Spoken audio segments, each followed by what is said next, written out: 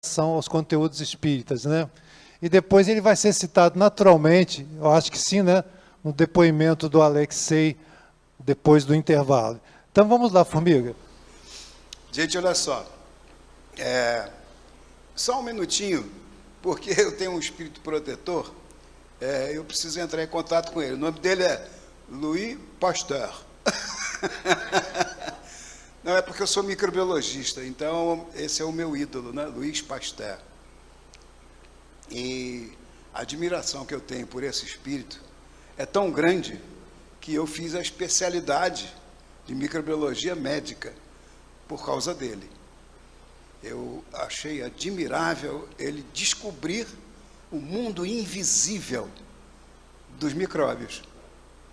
É porque o mundo invisível dos micróbios é tão grande, que dá para fazer várias teses de doutorado sobre ele. E eu vou fazer uma analogia entre o mundo dos micróbios e o mundo dos espíritos. Aí não tem para ninguém. É o professor francês Hippolyte Léon Denisard Rivaio, que tem o pseudônimo de Allan Kardec. E eu vou me utilizar dos dois, tanto de um quanto o outro.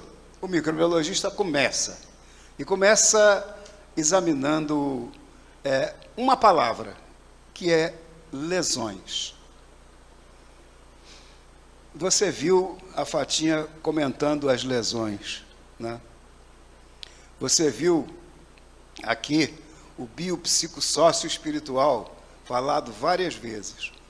E eu vou pegar o espiritual. Então eu vou ficar com o Pasteur e com o Kardec. Entenderam? Vou fazer uma analogia para vocês entenderem. Eu fui professor e uma aula que eu dava, eu usava um diapositivo, um slide, que eu vou passar para vocês agora. Linha por linha. Eu não tenho pressa. O Bira vai segurar o relógio para mim. Todo mundo tem amígdalas.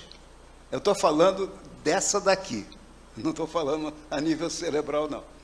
Amígdalas. Tem laringe, narinas, e pode ter dificuldade de respiração. Por quê? Aí eu vou ao Pasteur agora. Porque os micróbios podem atingir a garganta e causar lesões. Uma amidalite, uma faringite, e vai por aí afora. O que acontece é que depois há dificuldade de respiração. Dificuldade de respiração ficou muito claro na pandemia. Como é triste essa dificuldade de respiração. Nessa doença que eu vou trazer aqui agora, não é uma virose, é uma bacteriose, e vocês vão fazer o diagnóstico no final. Eu vou perguntar quem é o agente etiológico. Todos vocês vão repetir rapidamente o nome dele. Eu tenho certeza absoluta. Vamos à próxima linha.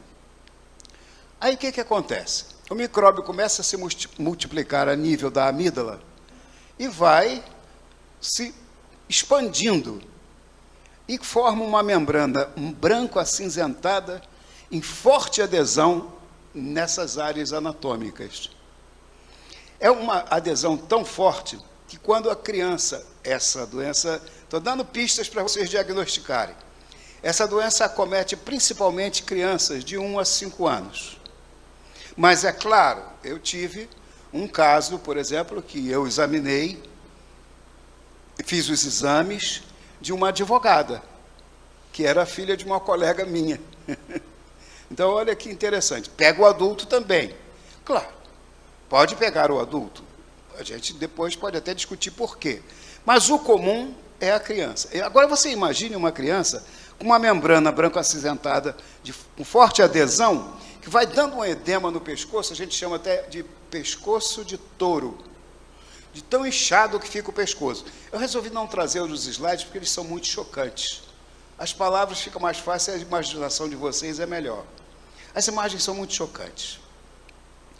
E aí, esse processo inflamatório, ele se expande pelas estruturas vizinhas. Há uma invasão da lesão. o micróbio não. Meu Deus, mas como? Diria você. Como pode? Se o micróbio não está invadindo, ele não é um micróbio invasor. Mas se ele não está invadindo, como há uma invasão das estruturas vizinhas? É porque ali, no local que ele está, ele produz um veneno. Tipo veneno de cobra, que a gente chama, na bactéria, de exotoxina. Essa toxina é de fácil absorção sanguínea. Então ela cai na circulação e aí se espalha.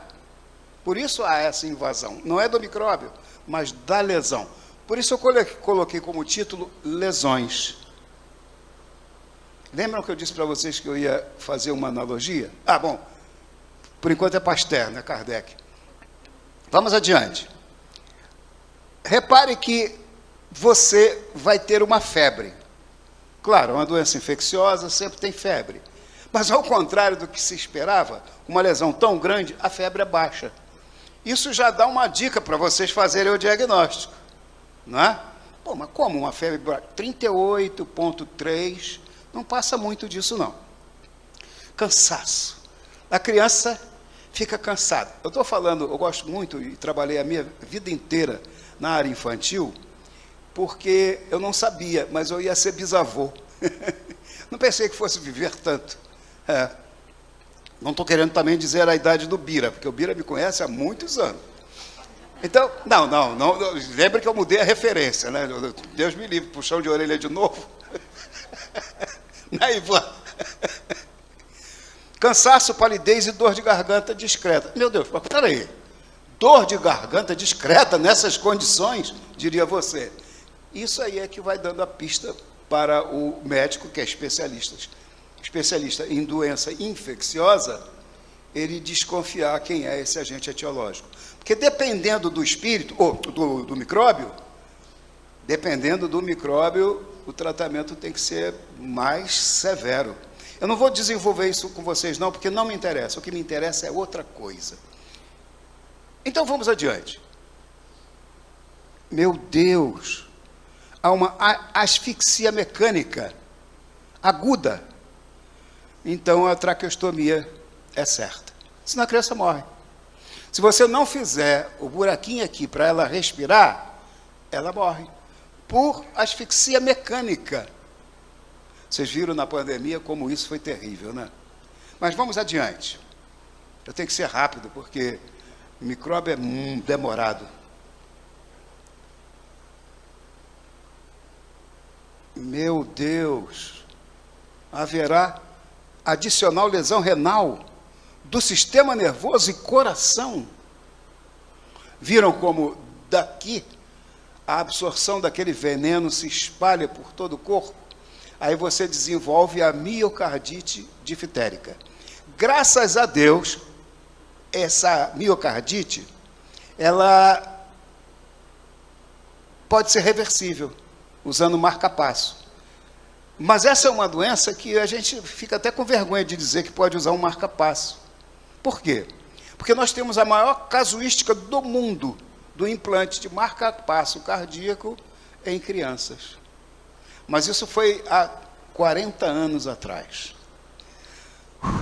Que bom, passou. 40 anos atrás. Que é o tempo mais ou menos que eu estou sem usar drogas. Mais ou menos, eu estou ganhando de muita gente aqui. Né? 40, porque quando eu fui jovem, eu também entrei nessa história aí de sair com os amigos, ir para a balada e usar umas coisas aí. Naquela época não era tão complicado quanto hoje. A gente usava mesmo, era o álcool. Aliás, o álcool me deixava mais eu, como não sei e não gosto de dançar, eu até dançava. E quase que eu dancei. Bom, então, haverá todas essas lesões aí. A lesão renal, vocês já viram o que vai acontecer com a pessoa, né? Com a criança. A do sistema nervoso é terrivelmente dolorosa, para quem vê.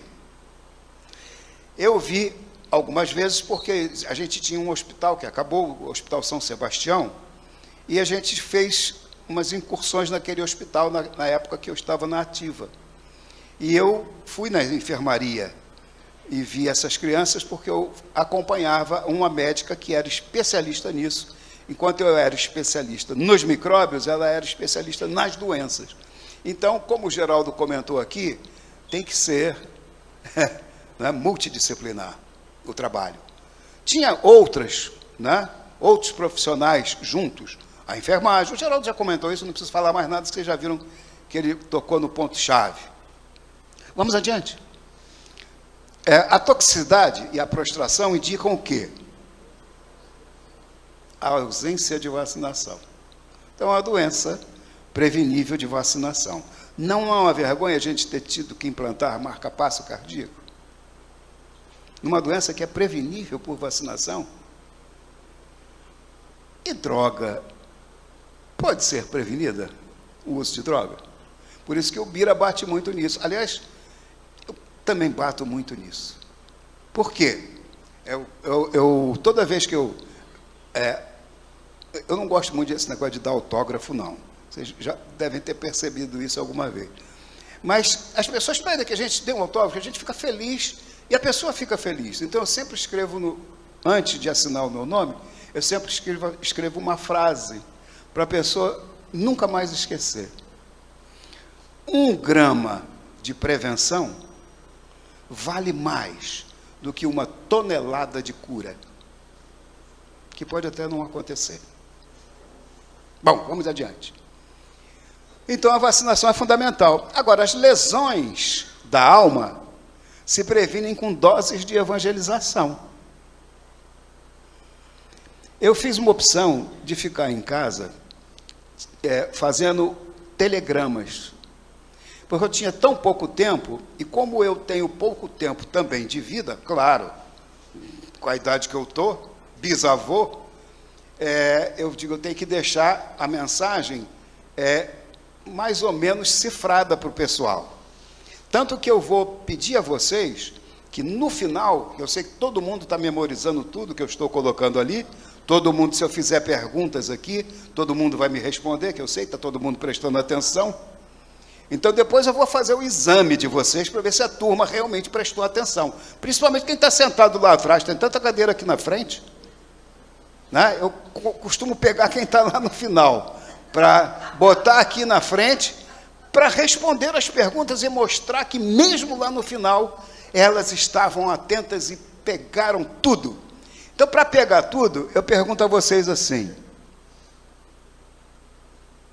dá para provar que essas lesões da alma são preveníveis por vacinação? Dá. Em telegrama, vamos adiante. Proibir não adianta.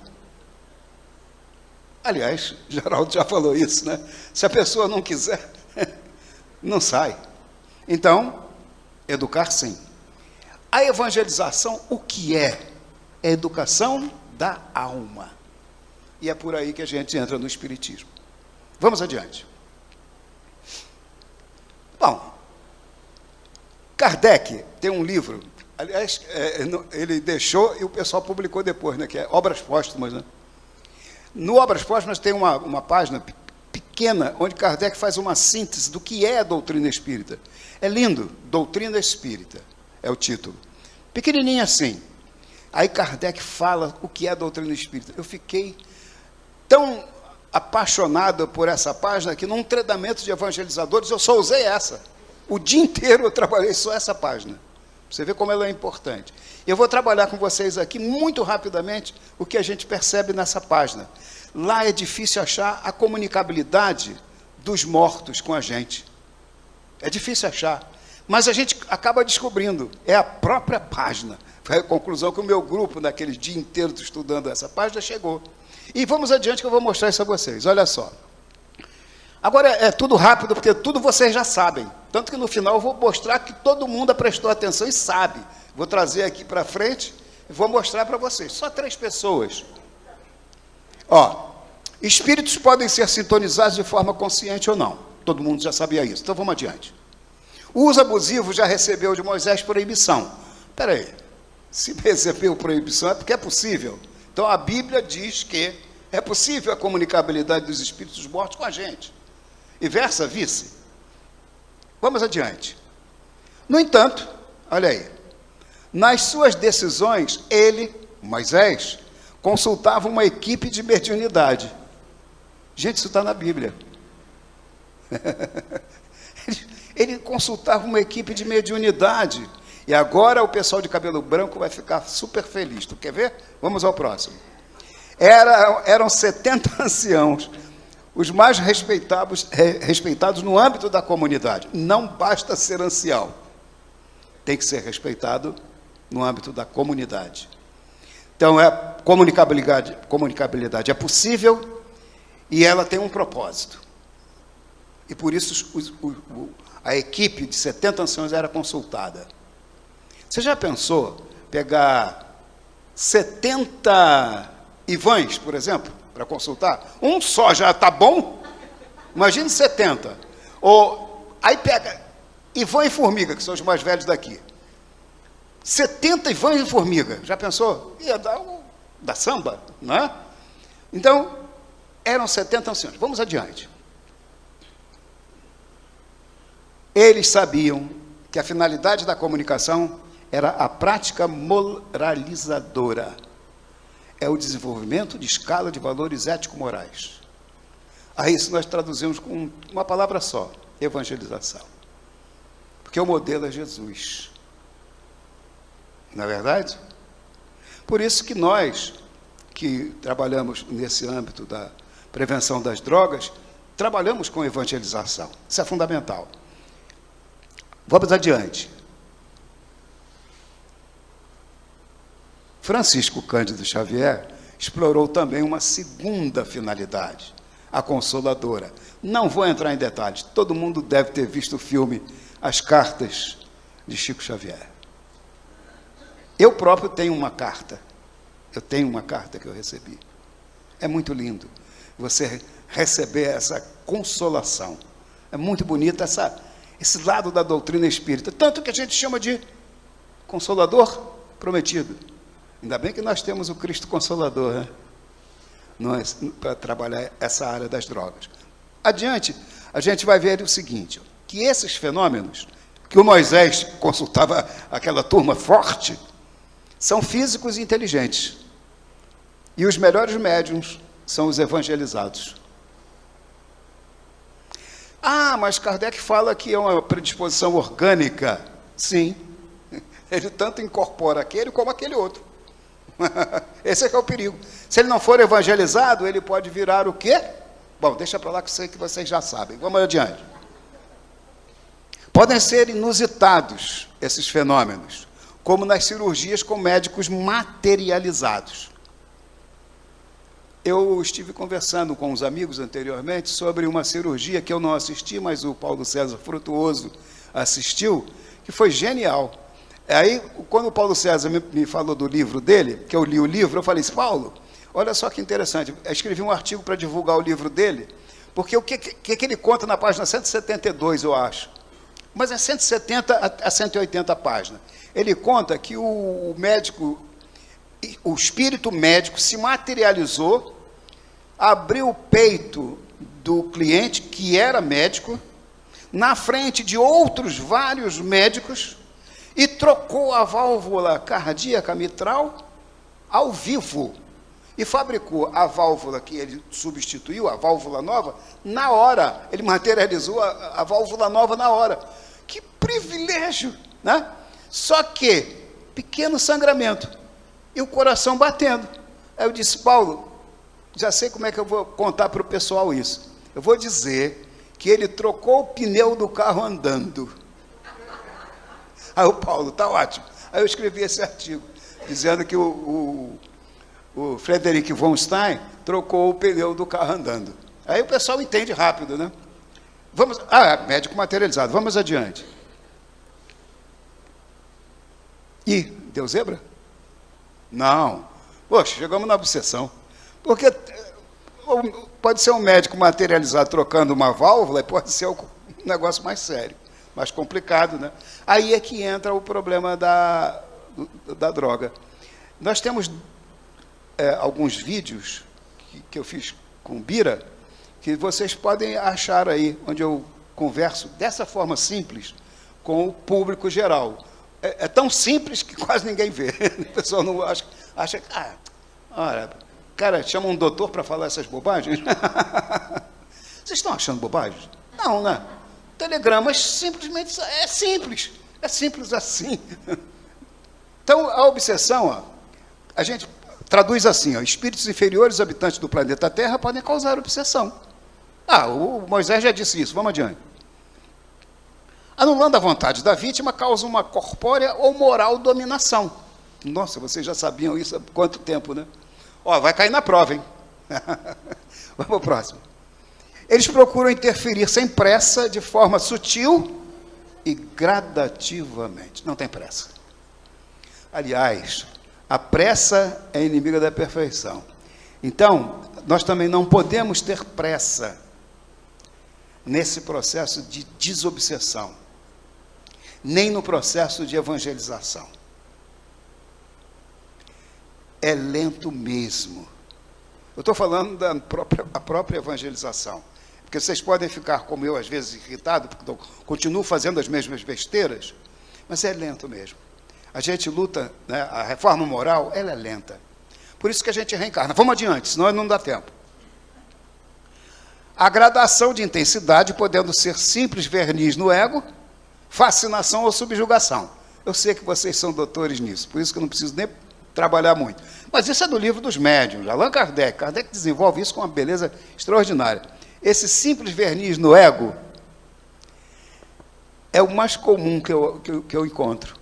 Eu estava conversando com a minha mulher, em casa, quando eu vir para cá, falando a respeito de um artista que ele está com o verniz no ego. O ego dele está todo envernizado. É uma besta. Se sente, o cara acha que é o melhor de todos, né? Isso é uma bobagem, né?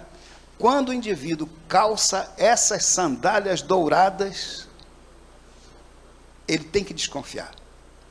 Isso acontece com o médium na casa espírita. Isso acontece com o orador espírita. Estou dizendo isso porque já aconteceu comigo. Eu achava que eu era o melhor, eu era o máximo. Depois eu descobri que não era nada daquilo. Aí o verniz desbotou. Aí eu passei a ser mais simples. Foi muito bom, mas demorei a aprender isso. No início, quando eu era muito jovem, primeiro que o pessoal me apresentava como eu era um PhD. Doutor. Isso é uma grande bobagem, a gente só descobre isso mais adiante. Ele é coronel, ele é general. Isso é uma grande bobagem.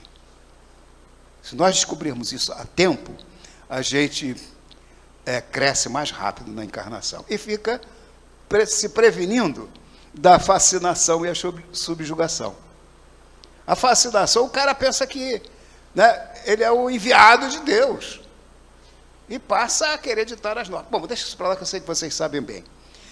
Mas é um eficiente processo de sintonia vibratória que atua progressivamente. Que atuava progressivamente, a gente já tinha dito anteriormente, mas que é um eficiente processo de sintonia vibratória, a gente ainda não tinha falado. Essa sintonia vibratória é fundamental, a gente pensar nisso. Às vezes você pensa que não está sintonizado, mas está. Não está sintonizando, mas está. De repente você vem se irritando. Você está começando a entrar numa sintonia. Vamos adiante. Eles são capazes de influenciar os pensamentos para desordenar a mente. Por que não? Só hoje. Só um golinho. O Bira fez uma peça anteriormente lá no Samaritano, que era o último gole, né? Então, a gente tem que pensar nisso aí, ter cuidado com isso. Vamos adiante. Desordena a mente de tal forma que decisões absurdas e comprometedoras são tomadas, denunciando um grau de constrangimento. Aí é que você vê que o negócio... o espírito obsessor está realmente constrangindo. Aí, Geraldo fala no tal do fundo do poço. O constrangimento é de tal ordem que você vai, nesses atendimentos que você faz, você quase chora de pena, porque você vê que ele está num constrangimento máximo. Vamos. Alteram substancialmente o discernimento e a capacidade cognitiva de julgamento.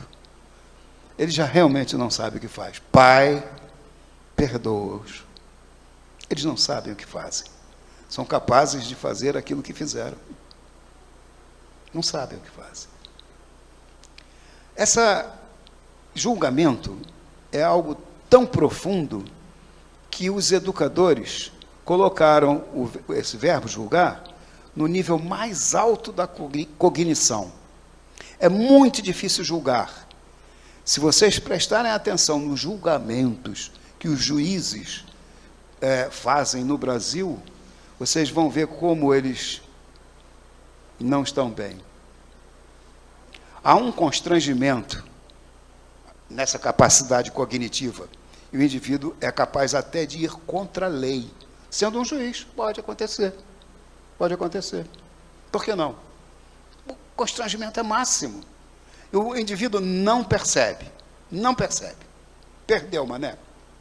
É mais ou menos o que acontece. O cara perdeu. Vamos ao próximo.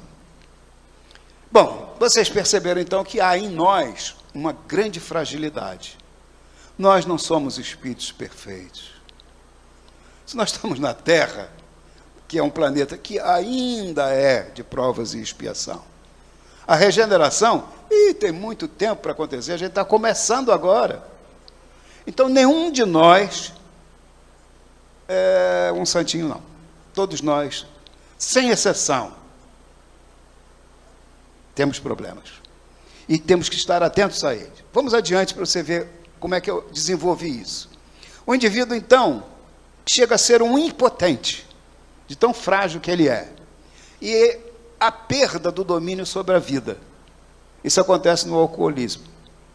E aqui, eu estou lendo um trabalho que eu acho espetacular, que é o do AA. Os 12 passos do AA trabalham isso de forma brilhante.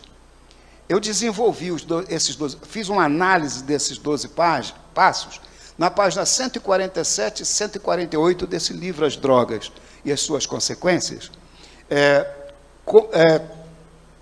trazendo uma mensagem de um padre e não de um espírita. Eu trabalhei o que esse padre dizia e o que o espírita examina, como o espírita examina essas colocações nessa página aí do livro. É um artigo curtinho, onde eu desenvolvo a beleza do que são esses 12 passos do AA. Gente, aquilo é uma obra divina, e é um processo de evangelização cuidadoso. Como eu tenho 5 minutos, dá para a gente dar uma corridinha. Vamos lá. Dura a realidade aceitar. Né? Quando eu disse que nós éramos imperfeitos, é dura aceitar essa realidade. Mas vamos adiante. Agora você pode tacar o dedo. Minucioso inventário moral indicará a imperiosa necessidade de se transformar. O indivíduo no fundo do poço, quando ele acorda, ele sente isso daí. Aí ele tem que fazer um minucioso inventário. Mas todos se comprometem depois a compartilhar passos do AA, após o despertar. Eu vou dizer para vocês o que aconteceu. O maior cirurgião infantil do Brasil, Cláudio Leite, passou por isso aí. E ele despertou no AA. Era o maior cirurgião. Um dia ele estava na cirurgia e a mão começou a tremer. Imagine um cirurgião infantil. A mão começar a tremer. Ele era o máximo. Quem diz isso não sou eu, não. É o Niemeyer. E o Cláudio ficou com a mão tremendo. Ele chamou o assistente e disse: assuma, porque eu não vou prosseguir. Foi para casa e tomou um porre. Ele já tomava antes. Ele estava usando álcool, uísque. E aí, quando ele estava no fundo do poço, o filho dele falou: pai, se arruma que nós vamos sair. E levou Cláudio no AA. Aí ele escreveu um livro, depois que ele se recuperou, após o despertar. Escreveu um livro sobre a trajetória dele e a recuperação dele. Eu comprei esse livro quando o Cláudio estava com 80 anos. Eu ainda não cheguei lá. O Cláudio já estava com 80 anos. O livro é lindo. O título do livro, A Doença da Negação. Porque aqui, despertar é nível de consciência. Porque o indivíduo que não despertou, ele está em consciência de sono. Depois, quando ele desperta, ele está em consciência desperta. Mas antes da consciência desperta, ele está na fase do acordar. Quando ele acorda, e o AA ajuda a fazer isso. O MAP tem esse propósito, ajudar a pessoa a acordar. Não precisa ser cirurgião. Qualquer pessoa precisa acordar. Então, temos que trabalhar o nível de consciência dela. Para trabalhar isso, temos que trabalhar a parte que a gente chama de evangelização. Vamos adiante.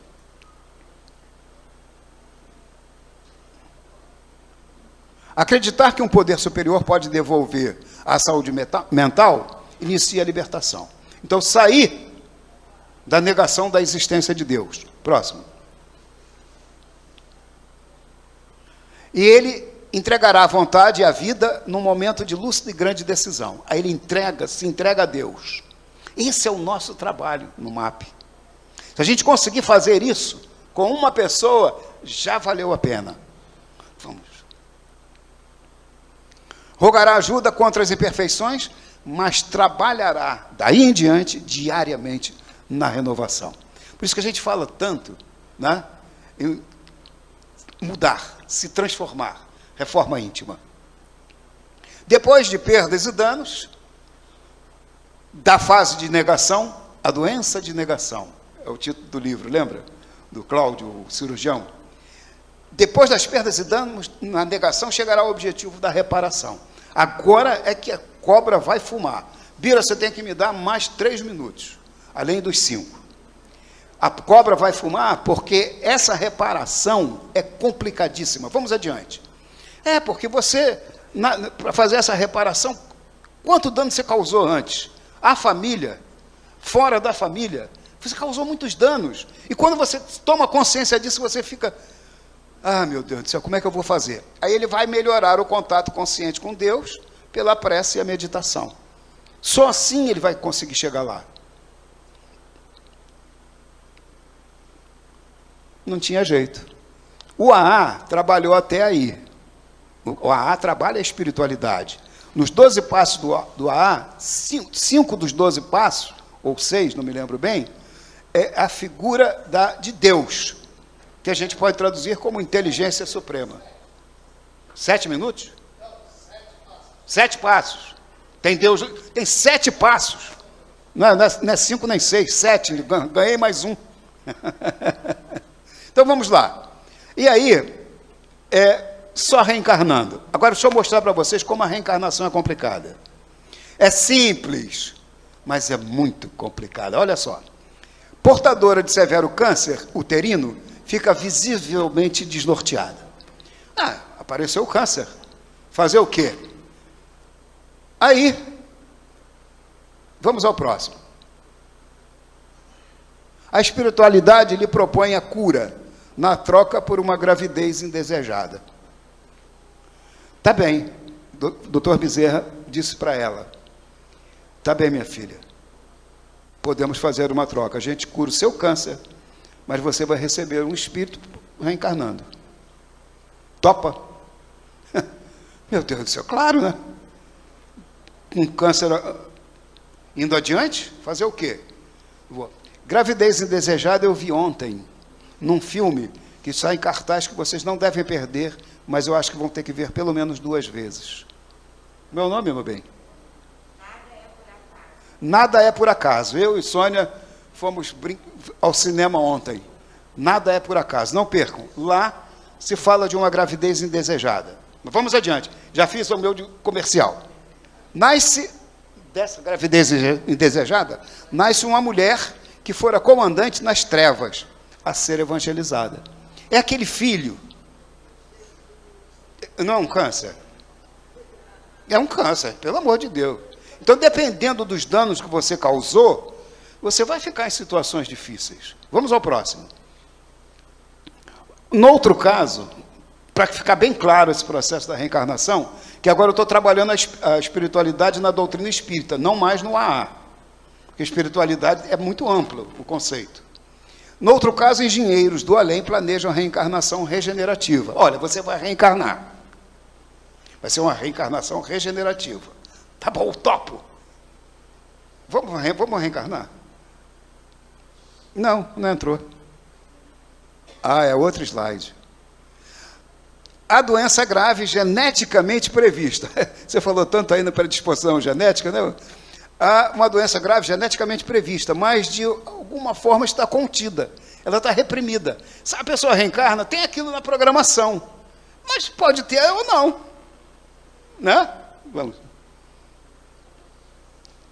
Aí a pessoa tem fama, riqueza facilitada, sem trabalho no bem. Aí a enfermidade é desreprimida. De repente, para que tanta fama e tanta riqueza? Por quê? Ela foi invigilante. Ela não fez o trabalho que tinha que ser feito. A consciência dela não estava lúcida. Não é? Aí a doença desreprime. Puxa, eu estava tão bem, de repente. Próximo. Reencarnação é uma coisa importantíssima para a gente se recuperar. Só que é muito pouco tempo que o Bira me deu. Na escola da vida,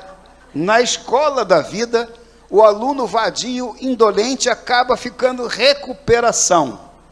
O que eu estou querendo dizer para vocês? Ah, meu Deus do céu. Vamos adiante. Ainda bem que a gente é eterno. Depois da morte, almas desencarnadas rogam a Deus uma nova encarnação. Vai ficar repetindo tudo de novo?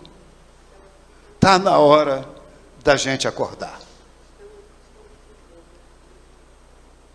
Está na hora da gente acordar. Por isso, eu vou pedir uma coisa a vocês. O slide não quer entrar de jeito nenhum, né? Ah, entrou! Ai, graças a Deus. Ficou todo mundo feliz, olha lá. Só que eu vou dizer uma coisa para vocês. Esses slides estão muito ligeiros. Mas eu tenho a impressão que se vocês tiverem ele na mão, quando vocês saírem daqui e quiserem contar o que vocês viram aqui, vai ficar mais fácil. Se alguém quiser receber todos eles, é só mandar um e-mail para mim, formiga@lcd@hotmail.com. Muito obrigado e aguardo os 300 pedidos